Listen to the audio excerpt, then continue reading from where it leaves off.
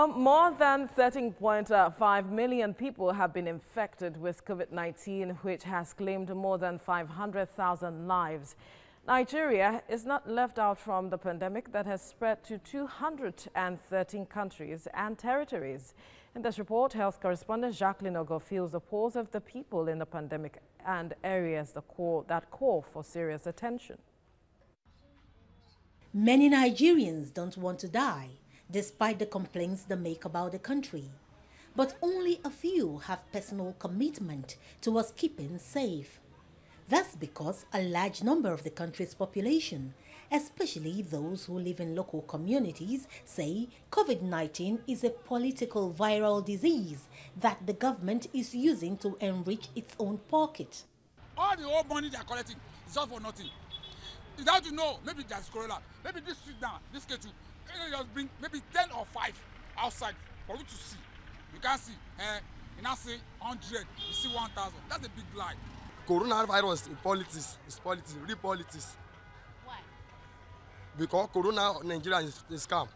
Here on the streets are still many doubting Thomases who do not believe that COVID-19 exists, and these people could actually be asymptomatic, not showing any sign of the virus at all, meaning they could just be spreading it without knowing.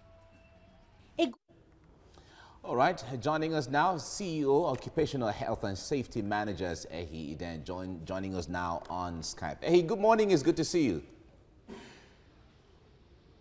Good morning, Mike. It's so good to hear from you again. Great.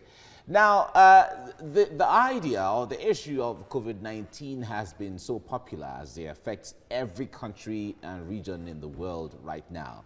But as of today, with the numbers of infected people globally and even in the country, with the numbers of death and people recovering and sharing their testimony, we still have a lot of people, at least from this report that we just played now, still saying that COVID-19 is a political hoax. It's a big man's business, sorry, big man's sickness, as they say in the local parlance.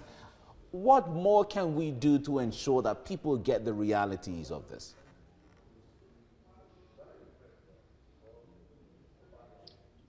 I think that's the highest level of ignorance, and it's pathetic to hear that even at the stage we are in coronavirus invasion, that people still see it as just a prank. Coronavirus is real. We have had people who are close to us that have died. We have numbers of people who have died across the world. I think if we still see coronavirus as a prank at this stage in this country, then you can understand that that is a big underlying problem why coronavirus is still spreading in Nigeria. But I don't know what else we can do, because I think from all indication, NCDC have done what they deem necessary. I mean, the advocacy has been strong, and government have done a whole lot in this direction. But I just think we need to disabuse our unconscious bias. I mean, our unconscious bias is you can't say coronavirus is just a prank. We need to believe it that it's here and it's real, and take all necessary precaution, not just for your sake, but for the sake of people close to you. You mentioned the efforts put in place by government to ensure that Nigerians are aware of how the virus is and the dangers that this virus can portend to the body. But then some persons have said the aspect of trust in the message passed across by the government is also very critical.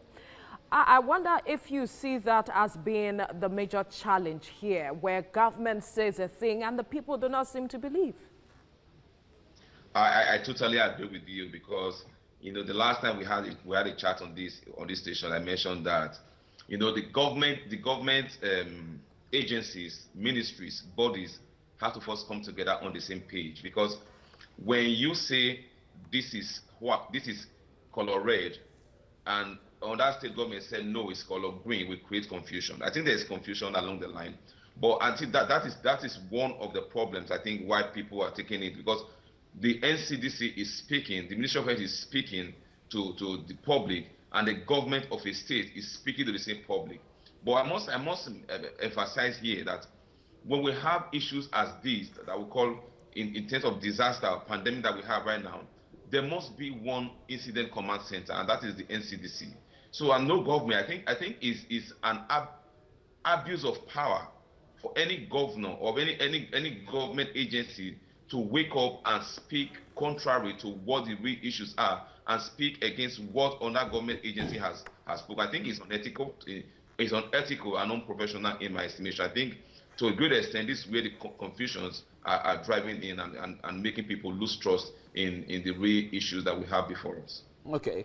Now, for cities like Lagos and Abuja, where in comparative terms, people say and feel that more awareness has been created in those cities more than other places, maybe because those are the bigger centers of attention and all of the activity and all of that.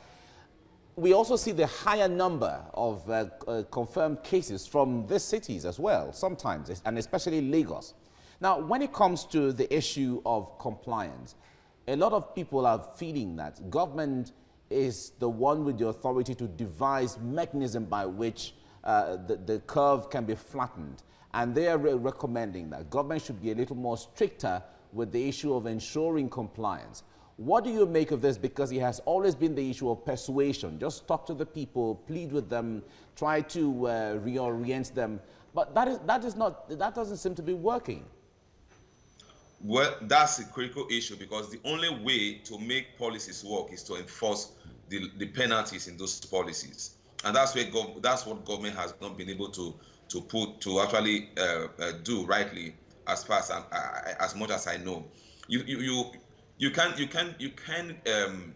keep using persuasive mechanism to make people to comply. Compliance is necessary. If we must flatten the curve, then there must be penalties for violation to those protocols that government has put in place. And that really bothers me, because when I drive through the roads, I see vehicles, carrying passengers even beyond full capacity. And these are the things government has said we shouldn't do. But they drive through police posts, they drive through even government secretariat, and you find out that nobody is concerned. Until we are able to enforce those policies, those protocols, we won't see the curve flattening, because now you have people sandwiched inside one little bus, and just to convenience themselves to work, and those people, they are going to work in different offices. You find out that if there is any person that had contact with potentially infectious person in that vehicle, the people with one vehicle alone could be going to about 3 or 5 different offices where they work. Just imagine the level of spread. So we need government, actually, like you said, to enforce compliance. Compliance is necessary at this time, because we just have to it may be painful, but we just have to make it work. It's government responsibility. All right, the WHO has said that coronavirus will be here for some time. And a lot of countries, including Nigeria, are reopening to ensure that we can strike a balance between survival and staying safe. But that seems to be a tall order at this point. How should the government perhaps rejig its fight such that it can be as effective and we begin to see a flattening of the curve?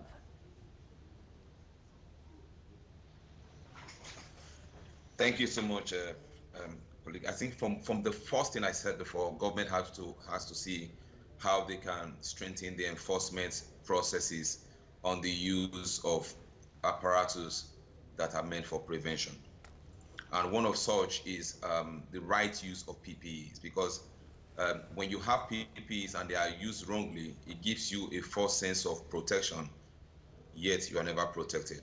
And this, I brought this up because this I've seen happen. I've seen becoming a recurring issue, or a misunderstanding in Lagos State, where I live. The issue of the face shield. Face shield does not give you any protection when it's not used in combination with a nose mask. And these are the kind of things I think government should start looking at right now, because PPEs are very good in preventing coronavirus. But when we use them wrongly, it gives us a false sense of protection, and that is one arm that government should look at closely. We need to again strengthen our level of education, because we have to get involved in strong risk communication. When people know what they have to do and know the reason why they are told on what they have to do, to a great extent we will have improved level of compliance. don't communicate the what, also communicate the why. Government should look at the approach that have been used for so long and change it, and look at how it can be, a new strategy can be adopted, and how people can embrace it. And again, most Nigerians who don't understand English, how do they get the issue? How do they get information concerning coronavirus? Everything seems to be going on in English. We have to translate this advocacy into local languages, get community leaders involved, opinion leaders, how we can get the messages down to the grassroots people. This is very important. All right, Ehi, all health international experts and national as well, from WHO to NCDC, Ministry of Health, and all of that, have told us there are protocols that have to be adhered to. One of them is the issue of coughing and sneezing, and they say you should sneeze that into your elbow and not your hands. Now, they say we should wash hands, don't shake hands. But you see, now that everyone is coughing or, sneezing into the elbow, many times when we have to, we've replaced the handshake with the elbow shake.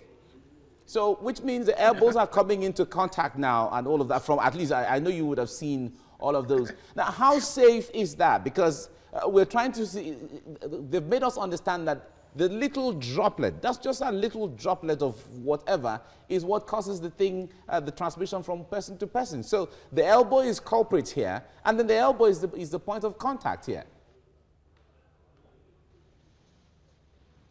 If I got you, but it was breaking. If I get it correctly, we are using the elbow, the flip, just to guide the droplets from spreading into the air, and it doesn't have any form of infection when you use transfer for infection when you do the elbow shake.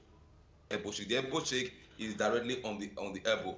Then again, if you look at the WHO, if you look at that guideline recently, the transmission has become an airborne disease. So it means even if you sneeze into the air, it can remain in the air for longer than we had believed. So the protocols are changing by the day. If you look at what Enzo said a few days ago, they are beginning to review protocols, and have it in mind that this virus is new to us all. So we are all learning along the same speed at the same time with the virus. So as studies are coming out now are changing, we're also reviewing it to also come in line with the most recent information. But we have to just see what we can do as a people, because all right. We have to leave it here now because of the breaking in the signal there. Yeah.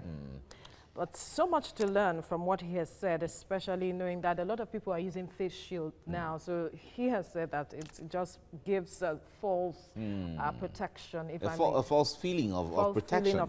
So if you're using the face shield and you're not using the mask, it doesn't mean anything. It doesn't mean anything. Wow. So people must be educated, which is very important.